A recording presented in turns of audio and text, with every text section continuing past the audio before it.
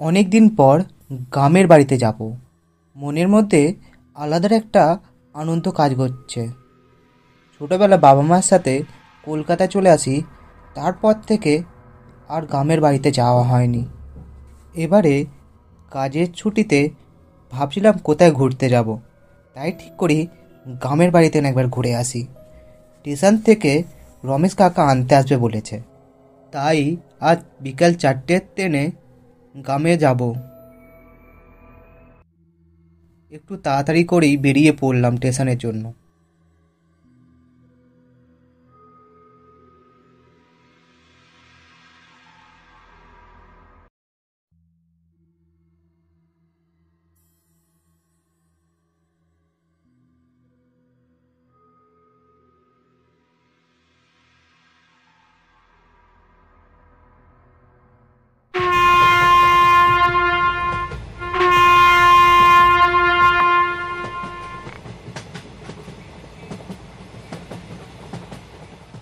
ট্রেনে বসে পাশের সিটের একটা লোক আমাকে জিজ্ঞেস করছে, দাদা, আপনি কোথায় যাবেন?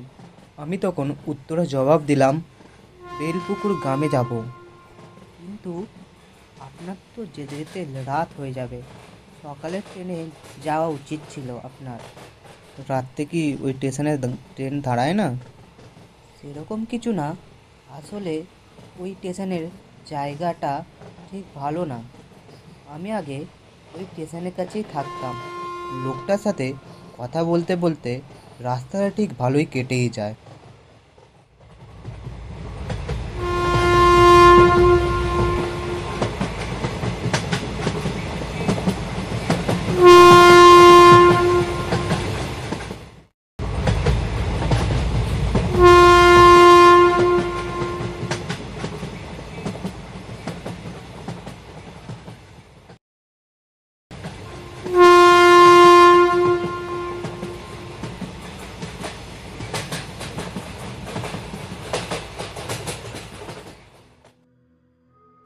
ট্রেন থেকে এদিক ওদিক দেখতে লাগলাম। দেখি রমেশ কাকা বসে আছে একটা বেঞ্চে। রমেশ কাকা কলকাতাতে আমাদের বাড়িতে বেশ অনেকবারই এসেছিল, তাই আর চিনতে ভুল হয়নি।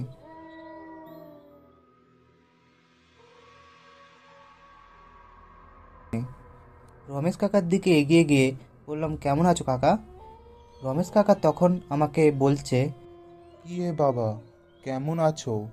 এই বয়স্ক কাকাকে ভুলে গেলে হবে? ভুলে যায়নি, কাজের জন্য আর সময় করা হয়নি গ্রামে আসার। তোমাদের কথা সব সময় মনে পড়ে।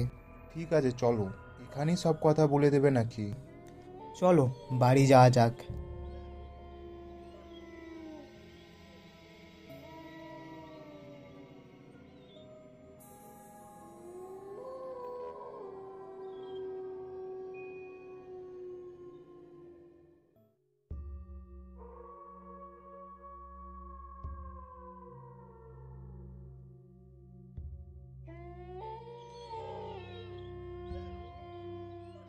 যেতে যেতে কাকা জিজ্ঞেস করছে, তো তোমাদের বাড়িতে সব কেমন আছে?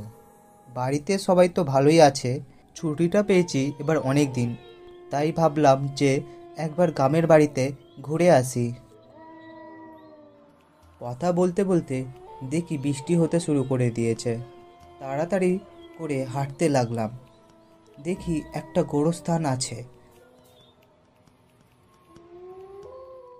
কাকাকে আমি বললাম, চল ওই গোরস্থানের ভেতরেই বৃষ্টি না থামা পর্যন্ত দাঁড়াই। রমেশ কাকা তখন বলছে, গোরস্থানটা ভালো না। আজ পর্যন্ত ওই গোরস্থানের মধ্যে যে গেছে তারাই আর বেঁচে ফিরতে পারেনি। বৃষ্টিটা থামলেই আবার বেরিয়ে আসবো। এই বৃষ্টিতে ভিজে গেলে শরীর খারাপ হবে। গোরস্থানের ভেতরে কেউ না কেউ থাকবেই অবশ্যই। রমেশ কাকা কিন্তু বোধ করে গোরস্থানের ভেতরে ঢুকলো।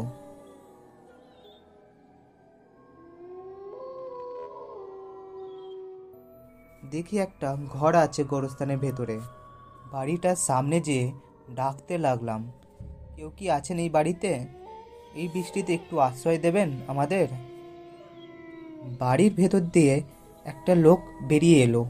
আমি তখন লোকটাকে বলছি, এই বৃষ্টিতে একটু আমাদের আশ্রয় দেবেন? বৃষ্টিটা থেমে গেলে আমরা আবার চলে যাব। লোকটা তখন আমাদের বলছে, অবশ্যই আপনারা বিপদে পড়েছেন, আমি সাহায্য করতে পারি না? আসুন ভেতরে আপনারা।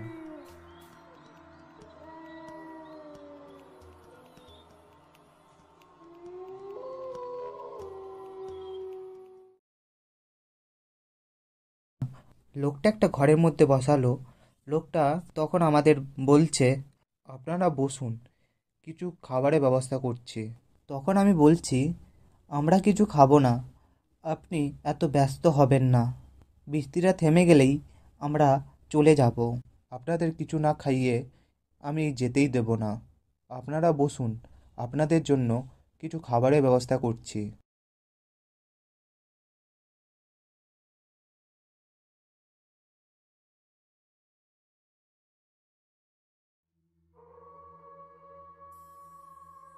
মাথা মোছার জন্য বাইরে বেরিয়ে একটা গামছা চাইতে এসে দেখি লোকটা তার পাটাকে জ্বলন্ত উনুনের মধ্যে ঢুকিয়ে দিয়ে রান্না করছে।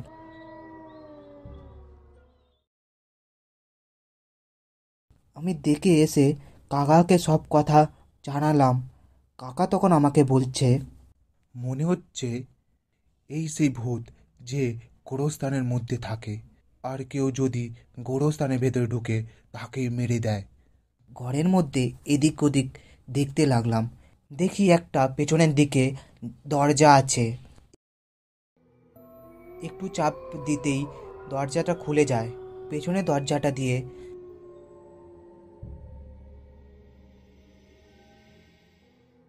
আমরা গোরস্থানের বাইরে বেরিয়ে আসি। সেখান থেকে বৃষ্টির মধ্যে ছুটতে লাগলাম। ছুটতে ছুটতে গ্রামের চায়ের দোকানের সামনে এসে হাঁপাতে লাগলাম। দেখি কয়েকটা লোক সেখানে বসে আছে।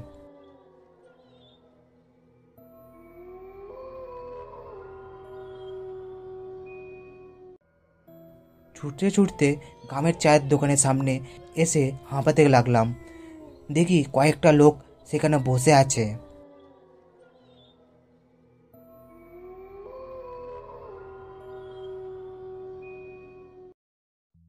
চায়ের দোকানে বসে সব কথা সবাইকে বললাম। চায়ের দোকানি তখন বলছে, বেশ কিছু বছর আগে একটা দুর্ঘটনায় গোরস্থানের মধ্যে থাকা লোকটি মারা যায়। তারপর থেকেই এরকম ঘটনা ঘটতে শুরু করে যায়। যে ওই গোরস্থানের মধ্যে ঢোকে সে আর বেঁচে ফিরতে পারেনি।